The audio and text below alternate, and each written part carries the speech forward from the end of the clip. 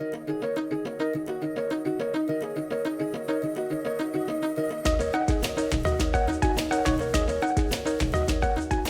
name's Andrew Norwood. I'm Director of Digital Learning over at Trinity College up in Gawler.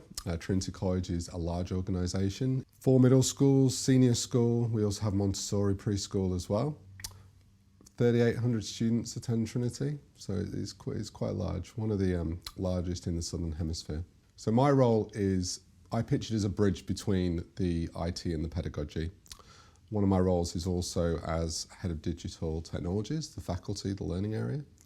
We do have a Director of IT and his responsibility lies with the infrastructure. My responsibility is to ensure that the college has the right technology to be able to deliver positive learning outcomes for our students and to make sure that our staff are given the opportunity to take part in professional learning that will enable them to ensure that technology has the biggest impact in their classroom.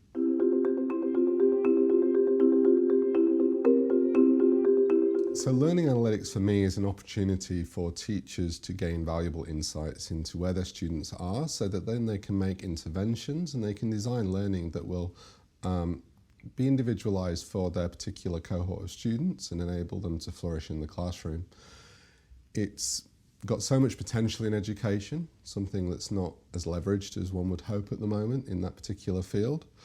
For me, having a technology background, having the capacity to mould the data into a way that can be beneficial for teachers, I saw it as something that I could really add value in that space. It's certainly a journey in terms of how we're using it at our particular college, but it's got so much potential, and with the affordances of technologies such as artificial intelligence, I think it's just going to become more and more prevalent across education.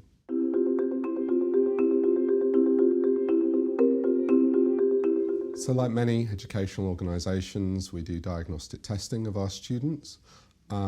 We use testing to gauge attainment.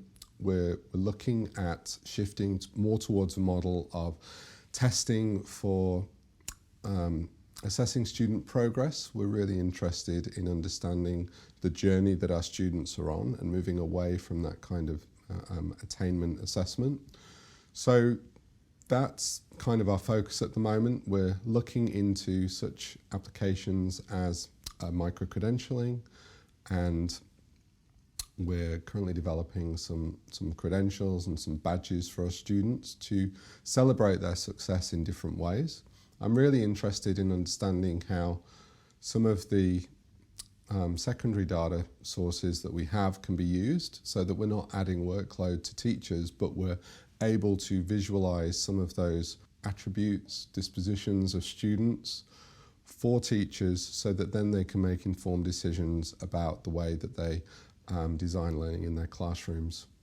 And we're currently undertaking a variety of research projects in this area where we're asking students to self-reflect on their attitudes towards their subjects, self-reflect on their current well-being within the classroom, and using those data points alongside our testing to build a picture and a dashboard of our students that really enables us to customise their journey in the classroom.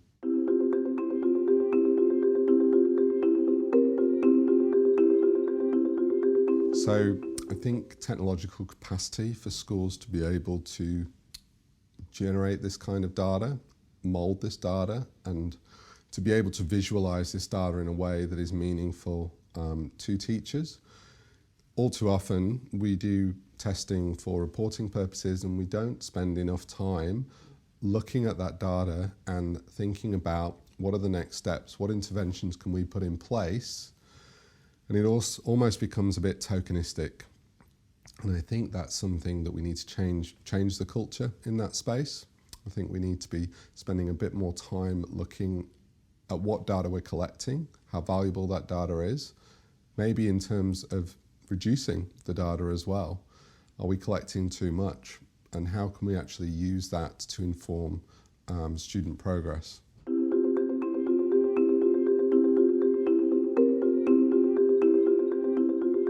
Well, it's a significant challenge because I don't think teachers understand how to use data to be able to create those interventions as well as we would hope. And that's where key professional learning needs to take place. I think sometimes staff are overwhelmed with data, and it's very difficult to pinpoint where the issues are and what the next steps are. There are so many different systems. The technology stack for a school is significant, whereas some organisations would only have a couple of big platforms. Our tech stack includes all sorts of different platforms. We might have a platform to manage co-curricular, and that particular platform would create its own data reports and its own data insights, but then you have mathematics programs, and you have all these different programs and all these different places, and the integration of that data into one specific place where a teacher can go to get a clear picture of a particular student and their data profile. I think that's got to be a starting point. I think teachers are not in the position at the moment to be able to leverage their data literacy in a meaningful way necessarily at the moment. So I think that there's a bit of work to do in that area, which harks back to some of the problems that we may encounter. I do think there's a lot of professional learning needed in the space of data analytics, and I don't think we're there yet in terms of being able to provide the insights that are necessary to leverage good professional learning in that area at the moment. I just think there's so many different areas, and all too often it just boils down to diagnostic testing and attainment, and I think we need to shift away from that and move more towards progress.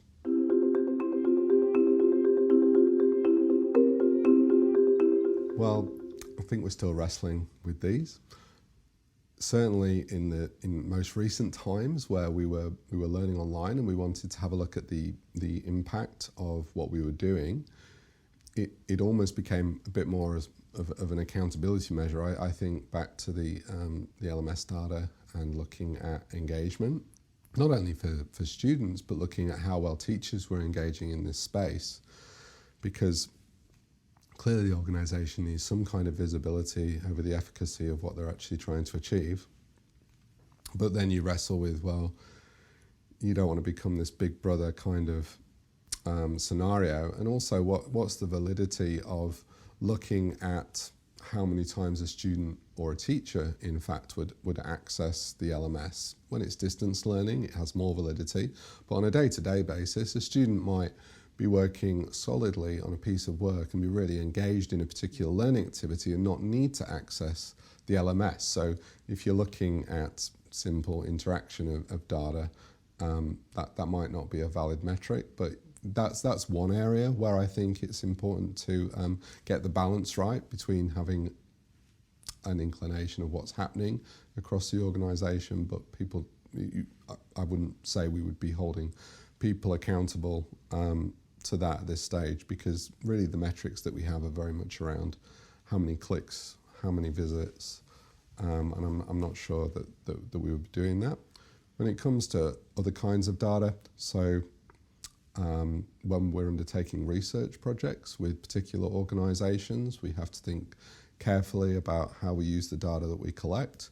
Given the size of our organisation, we collect a significant amount of data, and it can provide valuable insights from a research perspective and help to build that understanding of different educational models. So we really want to participate in that, but alongside that, we're mindful that we want to be using our data in ethical ways. We always ensure that if we are going to use our data in such a way, we de-identify that data to make sure that we're not sharing any unnecessary information. So that's one thing that we can do. But I also think that as a teacher, it's important that you do have a clear picture of the profile of the people that you're teaching, because it's your responsibility to make sure that you're differentiating your learning, that your learning design is appropriate. You want to be leveraging the individuals that are in your classroom, and the more you can build a picture up of that particular individual, the better, and the more that you can support them. So I think it is a little bit different in terms of the ethical use of data from that kind of perspective. A teacher is essentially acting loco parentis when the child is in the classroom. So I think you've got a bit more leeway in terms of some of the data that you can collect. And as professionals, one would hope that you're making the right decisions to not be using that data inappropriately. When we share data, we always have row-level access, so we usually do that by hierarchy. For example, we have 5 schools. Each school would only be able to access their own data, whereas college leadership would be able to access all of the data across the college. In terms of policies around its use, we have a lot of data protection policy. We have policies around sort of the communication and the way data can be sent. For example, we wouldn't be expecting data to be emailed. We would want some kind of secure way. We don't encourage the use of such things as memory sticks and external hard drives to store data that can be lost. We always try and use our cloud storage. We do mandate that teachers use our corporate accounts. So for our staff, we use Microsoft, and we mandate that teachers use their OneDrive. They're not allowed to use their personal email addresses to communicate data across the organisation. So we do have things in place. I think there's some work to do in that area. I think it's certainly something we need to think more about, but I'd like to think that we do try and protect our data. We do have a lot of policy around how organisations can access our data. We do a lot of work to make sure that we're not exposing to any of our educational platforms, many of which require direct access to our student data. We do a lot of work to make sure that we're not exposing more than we absolutely need to, and we are very across how many integrations we have with our main database. Ideally, data should inform the learning design for a particular student. That's what we should be using our data for, whether we are all the time or not. I suppose, our social contract is with our parents and our students. We're not a corporate entity that's looking to profit out of this particular data set. We make it explicitly clear what data is used as comparative data. So we do diagnostic testing, which involves college-wide tests, and it's absolutely clear that that data is used as comparative data. So the schools are fully aware, and we make it very transparent what we use that for, and they're involved in that process as well. So it's not something that they're not aware of. We don't want to foster that culture of competitiveness, because that's not beneficial for anybody, really.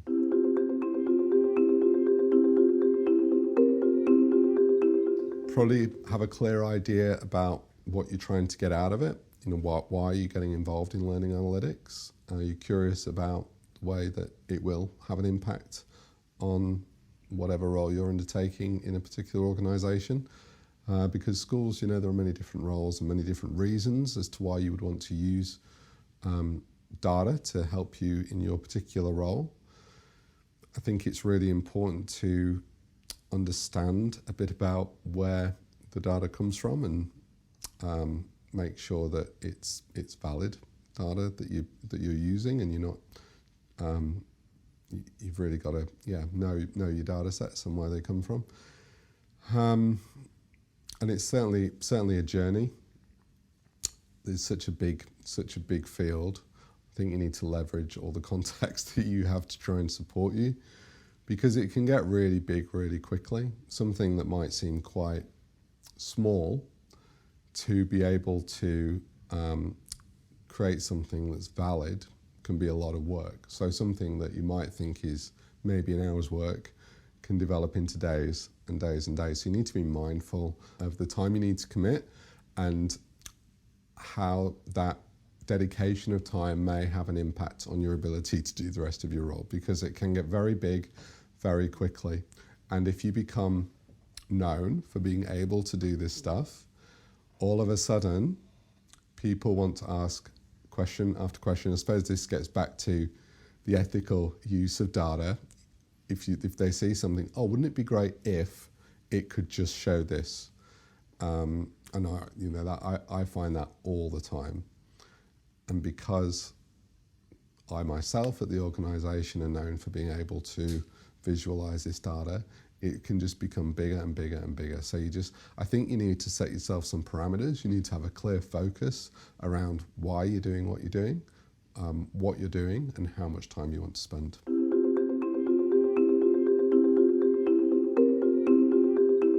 Well, our first step was to leverage things that we were already doing. So we talk about our effort rubric, which is where we assess student effort initially across 12 different factors. Prior to doing this digitally, the teachers would have done this in silos on paper. And so my thought was, well, if we're doing all this work, but we have no visibility and no sense of how we can actually use this to inform our next steps, then can we take that workflow, digitize it, and move it into a space that we can create value from that data, because you're already doing it. So I think that's got to be a starting point. You think about what you're already doing. All educators collect data. Some collect it in random ways. Some might be on paper, some might be in a spreadsheet. But if there's no collective, consistent way of doing that, then it's very difficult to get any value out of that. So that would be my first thing, is to leverage what you're already doing. When it comes to introducing things on top of that, it has to be easy for the teachers to engage with in terms of data collection, but also being able to make decisions about what those data point values need to be. So that needs a lot of work. A lot of teachers see data entry almost tokenistic, and I think there's a lot of work to do around making sure that they value the data that they're putting in, because it can be a high stakes thing where it's an accountability type situation. For example, with report data, it's highly high stakes, it's very accountable, it's checked meticulously, and so that data gets input successfully. So you need to marry that with teachers feeling like they really need to do that to inform their practice, and that comes with professional learning around the use of data and the validity of it, and why do we use data, because there needs to be an innate reason as to why a teacher would want to collect that data, so that then they can change something about their practice. And that changes from teacher to teacher. That's, what are their beliefs about what adds value to their teaching. And sometimes there's a belief that data doesn't add value. They want to focus their attention in other areas. So although you want to foster that culture of the collection of data, it's sometimes difficult to shift that culture if there isn't that accountability there. And where we've had specific success with large data sets where we're collecting data, there's high accountability to make sure that it's embedded. I think another way that you can make teachers accountable for it is to ensure that it's in their planning. So it's actually intrinsic in planning for assessments. How is that assessment going to be used? What is it going to contribute to? What insights is it going to give you, and what actions are you going to take? I think a lot of it could come from a coaching model. I think in terms of professional learning, coaching teachers has a lot more impact than simply mentoring them and actually asking those questions. I've worked in organisations where I've been a teacher, and I've been asked in conversations with my management, what do you see from this data, and what interventions are you going to put in place as a result of the data that you see before you? So actually having a conversation with someone and coaching them into making those decisions, rather than relying on them to actually make those decisions in silos, is a good way to highlight the validity and the usefulness of particular data sets.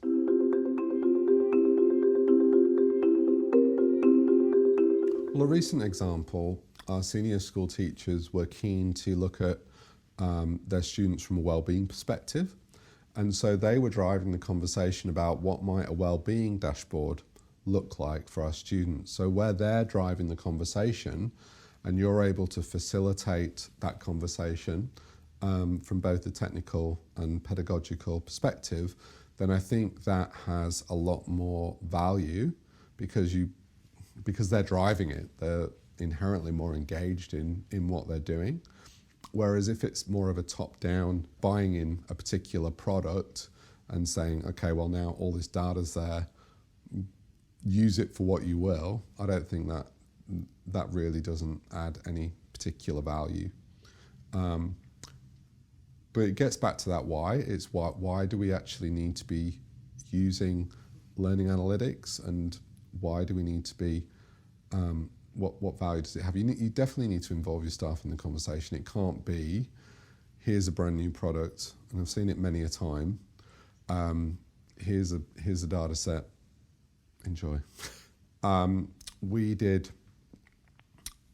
some collection on student attitudes, and after that data was collected, it was then presented in a way where faculties could have conversations about what that data meant for their faculty, and faculties were tasked with coming up with, well, what interventions are you going to put in place to change some of those attitudes where they might not be as favourable as you would hope. So I think where all of that legwork was sort of done, but then you're given the time to have that conversation in a collaborative way. So you're not asking teachers to do it on their own and come up with their own analysis, but asking them to collaborate where they feel supported by their peers to identify some of those insights. I think that can be a valuable method of introducing it as well.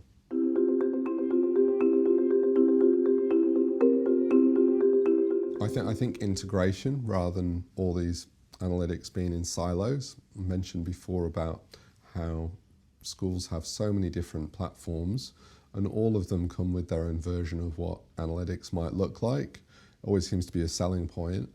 I think the next step has to be, how do we bring that together? And I know some schools have gone down the road of building their own data warehouse and gaining their own insights that way. Not all schools have the capacity to be able to do that. I have seen some organisations that pitch being able to bring data together and visualise it in dashboards, but that it has to become easier, I think, because not all schools have the capacity to be able to provide the human resource to do all of this themselves. It's just not possible. I think there's going to be hopefully a lot more opportunity to use these data points from various different areas. I think there'll be a lot more collection of secondary data sources for students to provide insights. I know learning management systems are really looking at that. I'm pretty keen to see how artificial intelligence plays a role. I know there's some interesting projects going on at the university level in terms of how AI can play a role in that.